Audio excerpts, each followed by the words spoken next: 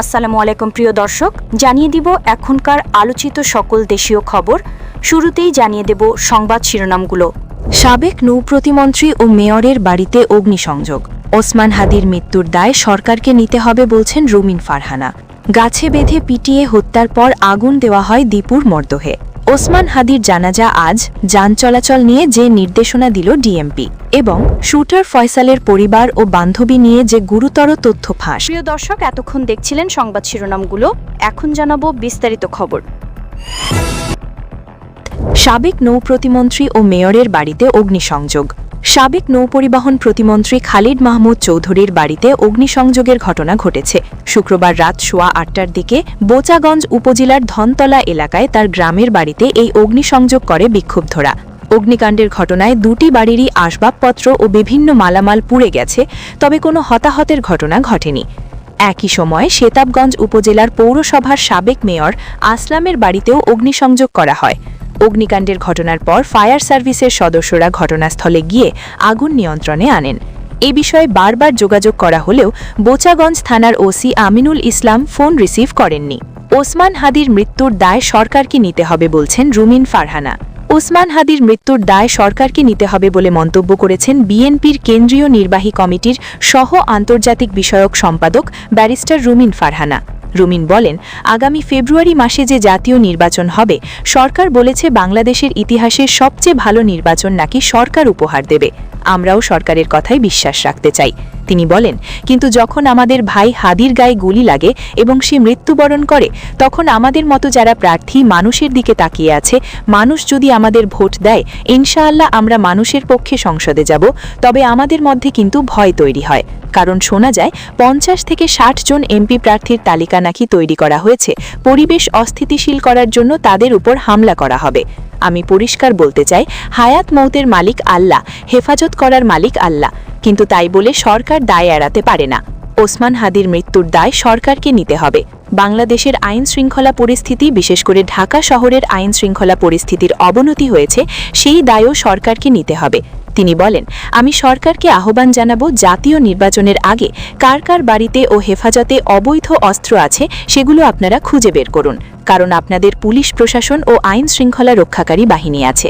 গত 5ই আগস্টের পর থানা থেকে যে অস্ত্রগুলো লুট হয়েছে, সেই অস্ত্র কারো কাছে পাওয়া গেলে তাকে আইনের আওতায় নিয়ে আসেন।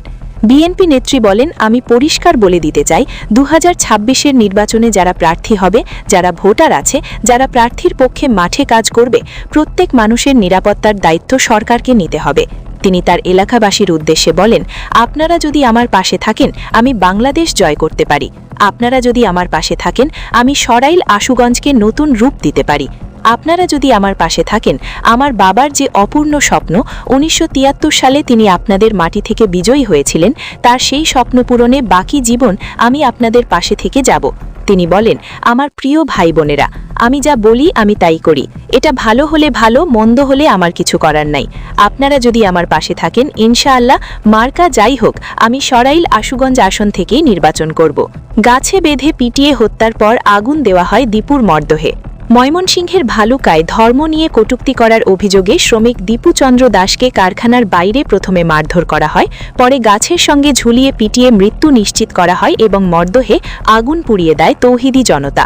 প্রত্যক্ষদর্শী পায়োনিয়ার নিট কম্পোজিট কারখানার শ্রমিক কামাল হোসেন জানান, দীপু চন্দ্র দাস মহানবী হজরত মোহাম্মদ সম্পর্কে কটূক্তি করেন।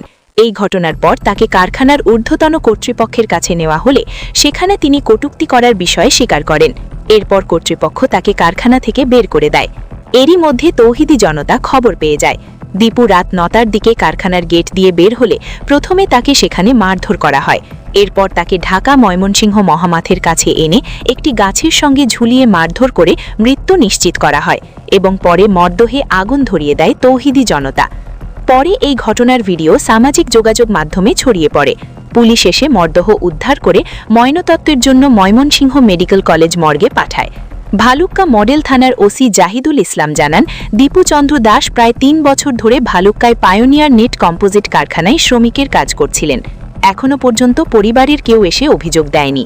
অভিযোগ পেলে এ বিষয়ে আইনগত ব্যবস্থা নেওয়া হবে। শুটার ফয়সালের পরিবার ও বান্ধবী নিয়ে যে গুরুতর তথ্য ফাঁস। ওসমান হাদি হত্যাকাণ্ডের তদন্তে শুটার ফয়সাল তার পরিবার ও কথিত বান্ধবীকে ঘিরে একের পর এক গুরুতর ও চাঞ্চল্যকর তথ্য সামনে এসেছে। আইন শৃঙ্খলা রক্ষাকারী বাহিনীর তদন্তে উঠে এসেছে এই হত্যাকাণ্ড কোনো তাৎক্ষণিক বা একক ব্যক্তির সিদ্ধান্ত ছিল না, বরং এটি ছিল একটি সুপরিকল্পিত সমন্বিত অপারেশন, যেখানে পরিবারের একাধিক সদস্য সহ একটি সংগঠিত গ্রুপ সক্রিয়ভাবে জড়িত ছিল।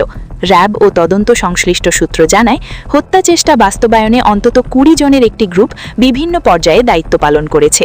কেউ অর্থের যোগান দিয়েছে, কেউ অস্ত্র সংগ্রহ ও সংরক্ষণ করেছে, আবার কেউ শুটারকে নিরাপদে পালিয়ে যাওয়ার রুট, যানবাহন ও সীমান্ত পার হওয়ার ব্যবস্থা নিশ্চিত করেছে। তদন্তে জানা গেছে, শুটার ফয়সালের বাসা থেকে উদ্ধারকৃত সই করা একাধিক চেক এই হত্যাকাণ্ডের অর্থনৈতিক দিকের গুরুত্বপূর্ণ আলামত হিসেবে বিবেচিত হচ্ছে। এসব চেক থেকে ধারণা করা হচ্ছে ওসমান হাদিকে সরানোর জন্য বড় অঙ্কের অর্থ সরবরাহ করা হয়েছিল। অর্থের উৎস এবং পেছনের নেপথ্য শক্তি চিহ্নিত করতে তদন্ত আরও জোরদার করা হয়েছে। আরও চাঞ্চল্যকর তথ্য হল, হামলার পর শুটার ফয়সালের পালিয়ে যাওয়ার ক্ষেত্রে তার বাবা হুমায়ুন কবির সরাসরি ভূমিকা রাখেন বলে তদন্তে উঠে এসেছে। র্যাবের দাবি অনুযায়ী গুলি চালানোর পর ফয়সালের বাবা নিজে উপস্থিত থেকে মোটরসাইকেলের নম্বর প্লেট পরিবর্তন করে দেন এবং ছেলেকে নিরাপদে পালানোর জন্য গাড়ির ব্যবস্থা করেন। এ ঘটনায় ফয়সালের বাবা হুমায়ুন কবির এবং মা হাসি বেগমকে র্যাব 3 গ্রেপ্তার করেছে। অস্ত্র ও গোলাবারুদ উদ্ধারের ঘটনা তদন্তকে আরও জোরদার করেছে র্যাব। নরসিংদীর একটি বিল এলাকা থেকে একটি বিদেশি পিস্তল ও 56 রাউন্ড তাজা গুলি উদ্ধার করা হয়েছে, যা হত্যার প্রস্তুতির মাত্রা স্পষ্ট করে। পাশাপাশি আগারগাঁওয়ের কর্নেল গলিতে ফয়সালের বোনের বাসার নিচ থেকে হত্যা চেষ্টায় ব্যবহৃত অস্ত্রাগ্নাশয় 2টি ম্যাগাজিন ও 11 রাউন্ড গুলি উদ্ধার করা হয়েছে। র্যাবের ভাষ্য অনুযায়ী এগুলো বোনের বাসা থেকে নিচে ফেলে দেওয়া হয়েছিল। এদিকে হত্যাকাণ্ডের আগের রাতে তদন্তে গুরুত্বপূর্ণ হয়ে ওঠে একটি তথ্য। হামলার আগের রাতে ফয়সাল ও তার সহযোগী আলমগীর সাফারি গ্রিন জোন রিসর্টের 204 নম্বর কক্ষে অবস্থান করেন। সেখানে ফয়সালের কথিত বান্ধবী মারিয়া আক্তার লিমাও উপস্থিত ছিলেন। ওই রাতে ফয়সাল তার বান্ধবীকে বলেন, কাল এমন কিছু হবে, সারা দেশ কাঁপবে। এই বক্তব্য হত্যাকাণ্ড সম্পর্কে তার পূর্ব জ্ঞান থাকার ইঙ্গিত দেয় বলে মনে করছেন তদন্তকারীরা। পরদিন সকাল 8:27 তারা একসাথে রিসর্ট ত্যাগ করেন।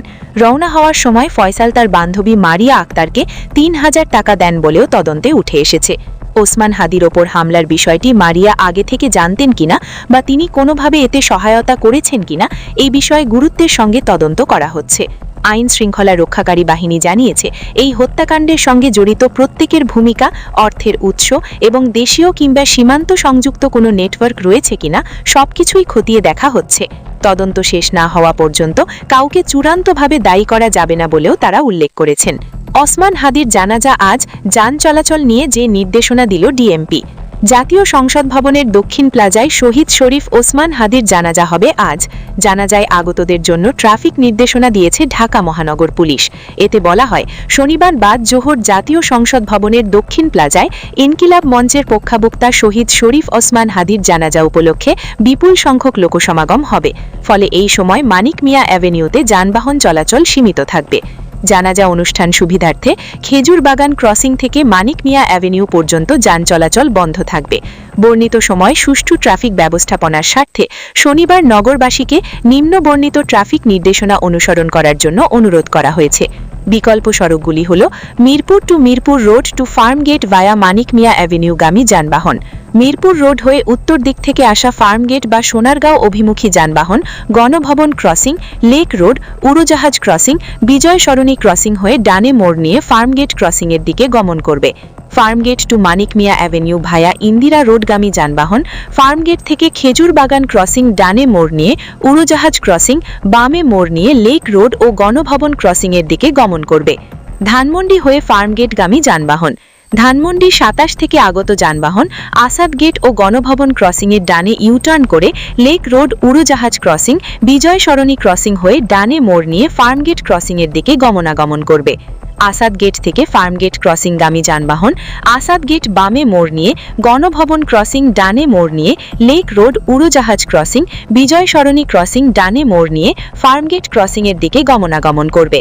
এলিভেটেড এক্সপ্রেসওয়ে গামী যানবাহনগুলোকে জানাজা চলাকালীন সময়ে ফার্মগেট এক্সিট র্যাম্প ব্যবহারের পরিবর্তে এফডিসি র্যাম্প ব্যবহারের জন্য অনুরোধ করা হচ্ছে।